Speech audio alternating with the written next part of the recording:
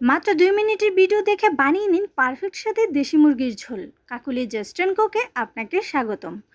প্রথমে আমি একটা দেশি মুরগি ধুয়ে কেটে পরিষ্কার করে নিয়েছি। তারপর ফ্রাই প্যানটা চুলায় বসিয়ে পরিমাণ মতো রান্নার তেল দিয়ে দিলাম। তেলটা গরম হওয়ার পর বড় সাইজের দুটো পেঁয়াজ কুচি দিলাম। পেঁয়াজটাকে নেড়ে চেড়ে কিছুক্ষণ ভেজে নেব। পেঁয়াজটা ভাজা হয়ে গেলে এখানে আমি ধুয়ে কেটে পরিষ্কার করে রাখা দেশি মুরগির টুকরোগুলো দিয়ে দিচ্ছি।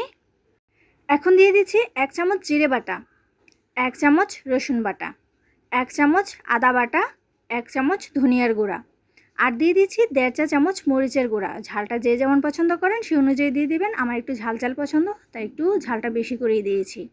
তারপর দিচ্ছি 1 চামচ হলুদের গুঁড়া। তারপর দিচ্ছি স্বাদ মতো লবণ। লবণটা কিন্তু একদম পারফেক্ট হওয়া চাই, তা না হলে কিন্তু চিকেনের টেস্টটা পারফেক্টলি আসবে না। তারপর নেড়ে চেড়ে ভালো করে মিশিয়ে নিয়েছি।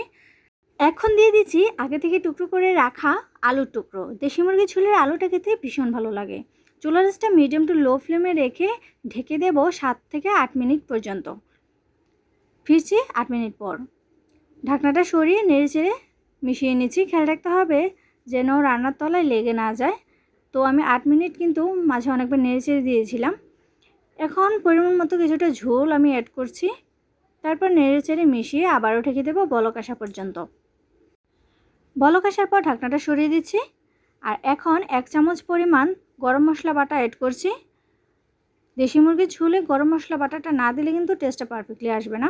একটু মিশিয়ে তারপর স্প্যাচুলা দিয়ে নেড়ে চেড়ে ভালো করে মিশিয়ে দিচ্ছি।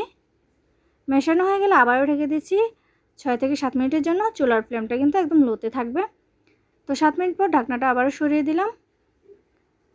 আর আপনারা দেখে বুঝতে পারছেন রান্নার গা থেকে তেল ছেড়ে দিয়েছে। এই মতো অবস্থায় নেড়ে চেড়ে আমি চুলাটা অফ করে দেব। তো বন্ধুরা, আমার দেশি মুরগির ঝোল কিন্তু রান্না একদমই কমপ্লিট। আমার এই রেসিপি যদি আপনার ভালো লেগে থাকে তাহলে লাইক, কমেন্ট, শেয়ার অবশ্যই করে দেবেন। আর সাবস্ক্রাইব করতে ভুলবেন না। আজ এ পর্যন্ত, ভালো থাকবেন। Bye bye.